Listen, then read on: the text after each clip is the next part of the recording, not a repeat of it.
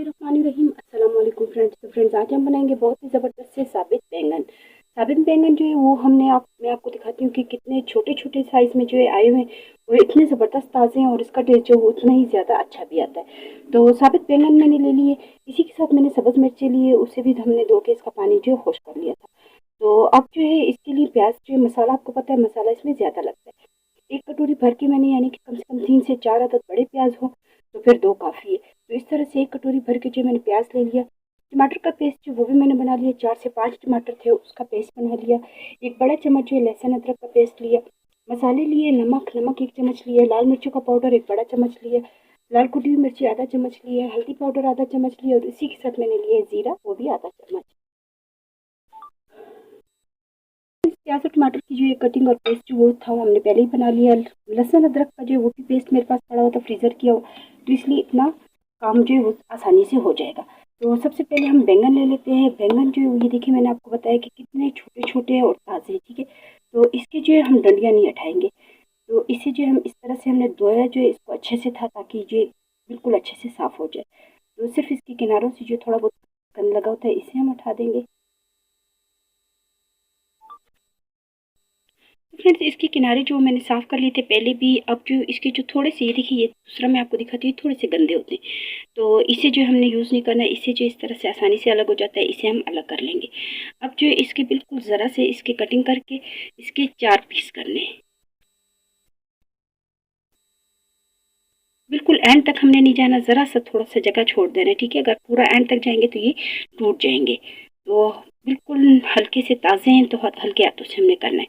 तो इस तरह से हम 4 पीस जो बाकी रह गए बैंगन, उन सब के भी इस तरह से पीसेस बना लेंगे। तो फ्रेंड्स, ये आप देख सकते हैं हमने कितने ज़बरदस्त तरीके से जो है इस तरह से 4 करके कटिंग कर लिए।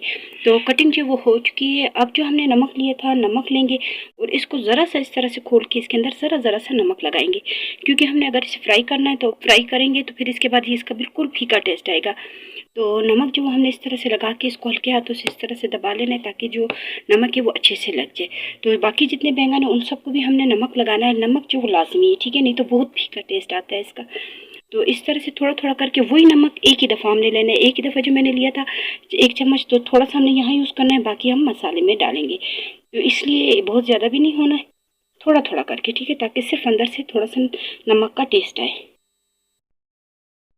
फ्रेंड्स, हमने जो है बैंगन के ऊपर जो है नमक लगा लिया। नमक लगाने के बाद जो है हमने घी या ऑयल, आप जो भी ले सकते हैं, उसे हमने गर्म होने के लिए रख दिया। जैसे ही गर्म होता है तो बहुत तेज़ आंच पे नहीं, हल्की आंच पे हमने इसे गर्म करना है, नहीं तो ये बैंगन जल जाएंगे।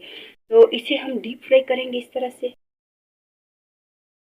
और सारे जो है वो एक साथ भी नहीं करने, थोड़ा सा इसमें हमने मेहनत करना है, क्योंकि फिर इसकी डंडियाँ जो है वो अलग हो जाएंगी, टूट जाएंगे। तो 3 4 दाने हम डालेंगे और इस तरह से हम इसे फ्राई करेंगे। फ्रेंड्स, जितनी देर हम जो है बैंगन को फ्राई करेंगे उतनी देर हमने प्याज लिया, और प्याज जो हमने पहले कटिंग कर लिया था, धो के पानी इसका खुश कर लिया था। तो हम जो है मसाला बनाना भी स्टार्ट करते हैं। मसाला इसलिए बनाएंगे ताकि हमारा टाइम जो थोड़ा सा बच जाए। दोनों काम एक साइड पे करेंगे, एक तरफ हम जो है बैंगन फ्राई करें और दूसरी साइड मसाला बनाएंगे।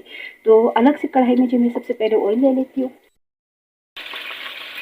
1 कप जो है मैंने ऑयल ले लिया था, प्याज उसमें हमने डाल दिए। प्याज के साथ ही मैं इसमें शामिल करूँगी ज़ीरा भी। तो प्याज जो है हमने बहुत ज़्यादा फ्राई नहीं करना, जितना बाकी चीज़ों के लिए हम करते हैं। तो इसको हमें बिल्कुल हल्का सा पकाना है।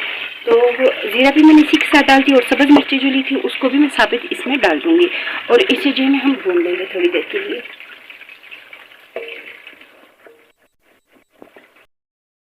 तो फ्रेंड्स, बैंगन आप देख सकते हैं हमने इस तरह से जो इसको फ्राई करना है, बहुत ज़्यादा फ्राई नहीं करना है, बिल्कुल अंदर से अच्छे से, यानी कि कलर आप देख सकते हैं, बस इतना सामने इसको फ्राई करना है।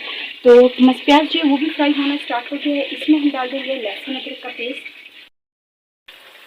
इस प्याज का कलर आप देख सकते हैं, मैंने आपको बताया कि बहुत लाइट सा कलर हमने रखना है, यानी कि इसको बिल्कुल भी बहुत ज़्यादा डार्क जो वो नहीं करते, क्योंकि सब्ज़ी में हमेशा पर कच्चा प्याज जो उसका टेस्ट ज़्यादा अच्छा आता है। इतना कच्चा भी नहीं, लेकिन ये आप देख सकते हैं हल्का हल्का सुनहरी होना स्टार्ट हो गया है। लहसुन और अदरक का पेस्ट जो मैंने 1 चम्मच लिया था उसे सेंटर में डाल देंगे।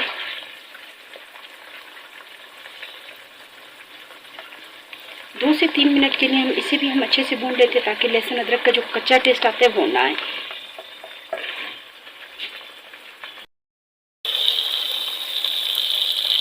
लहसुन अदरक के पेस्ट को भी हमने 2 से 3 मिनट जो फ्राई कर लिए।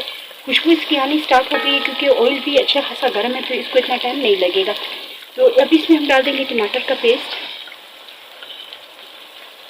इसी के साथ मैं थोड़ा सा पानी भी शामिल कर दूंगी। थोड़ा सा पानी में डालेंगे और इसी के साथ हम डालेंगे सारे मसाले, नमक, लाल मिर्चों का पाउडर, हल्दी जो हमने लिया था, उन सारे मसालों को हम इसमें इस तरह से शामिल कर लेंगे। अब इसे हम थोड़ा सा भूनेंगे ताकि जो मसाले हैं वो अच्छे से पक जाए।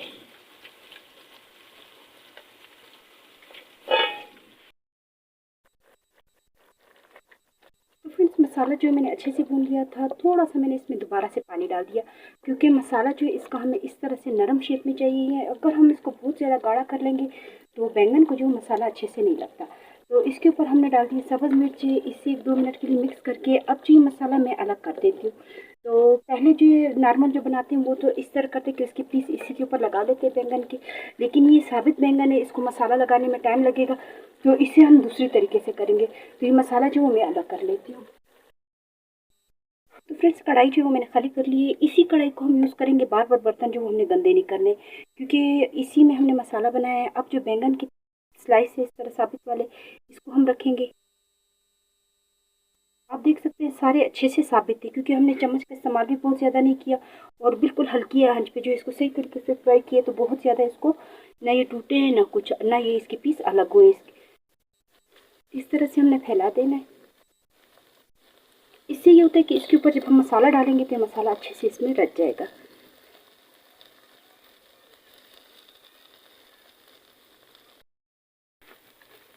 फ्रेंड्स, ये आप देख सकते हैं हमने सारे बैंगन जो है इतने अच्छे तरीके से इसके ऊपर लगा लिए। थोड़ी सी सब्ज़ मिर्ची हम दोबारा से इसके ऊपर डालेंगे। इसी के साथ जो हमने मसाला अलग कर लिया था उसे हम इसमें डालना स्टार्ट करते हैं।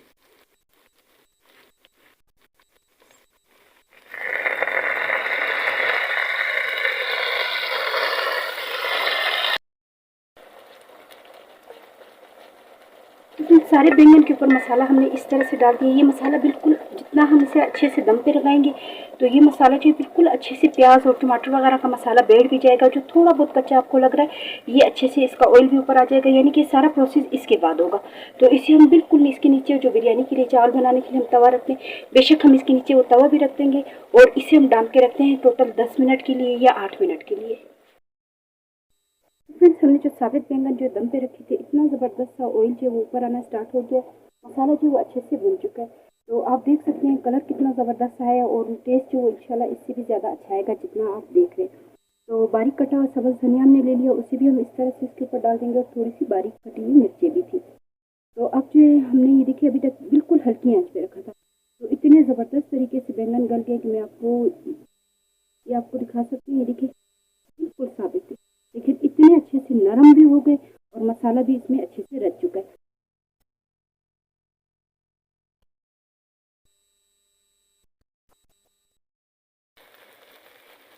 तो फ्रेंड्स, आप देख सकते हैं कितने ज़बरदस्त तरीके से जो है हमने साबित बैंगन रेडी कर लिए।